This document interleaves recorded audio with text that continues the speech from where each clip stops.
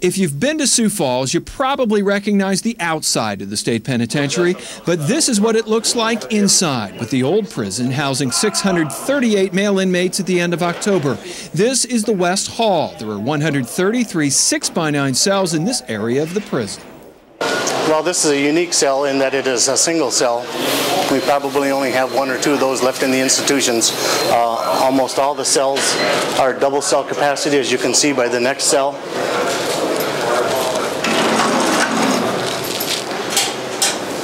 And in this section here, there's approximately 230 inmates in what is called West Hall today.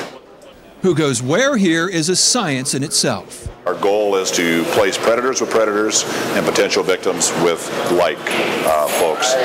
What we find is if you place an inmate, an A for example, which is our most aggressive inmates, with another A, and if he knows he punches somebody in the nose, he's likely to get punched back, it's highly unlikely he's going to do that.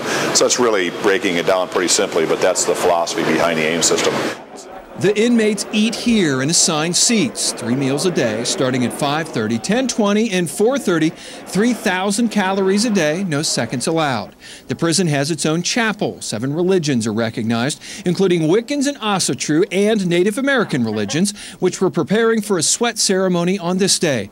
And while parts of this prison are over 100 years old, technology has kept them useful. The technology that's available today is terrific. We're able to utilize electronic surveillance, video surveillance. We have a lot of systems that are in place that help us to manage our perimeter, the housing units. Tomorrow we'll take a look at prison industries and education and see how they fit into the program in Sioux Falls. Life inside a 6x9 cell here at the South Dakota State Penitentiary can't be very fulfilling. So for inmates who qualify, prison industries can be a welcome break. The inmate labor they were able to utilize saves taxpayers a lot of money. Enabling us to do the work here also is a huge benefit to the department and allowing inmates to work and do something productive and hopefully learn a skill or a trade and maybe some good work habits.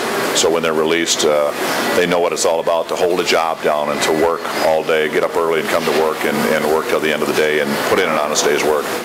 Inmates are paid 25 cents an hour. They work here in the sign shop making signs you see along state highways. More work here in the printing and bookbinding shop. Another shop encodes Braille and produces tactile maps that are used across the country. And a new program this year is producing these wood toys for needy children. Other inmates work in the metal and upholstery shops and refurbish wheelchairs. Education is also a key component. As part of their parole plan, most inmates need to be working toward their GED.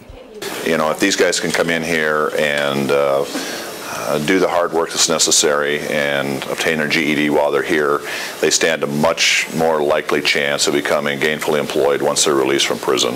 Plus, it makes them feel better about themselves, knowing that they can actually achieve something that's significant. Inmates can also take college classes, but they do that at their own expense. Warden Weber says keeping inmates connected to their families is also important. Inmates can have an unlimited number of family members on their visit list, and each one of those members could potentially visit twice a week. So guys with large families can have lots of visits throughout the week, but most guys end up with 2 or 3 or 4 visits maybe throughout the week. Jack Cottle, Black Hills Fox News.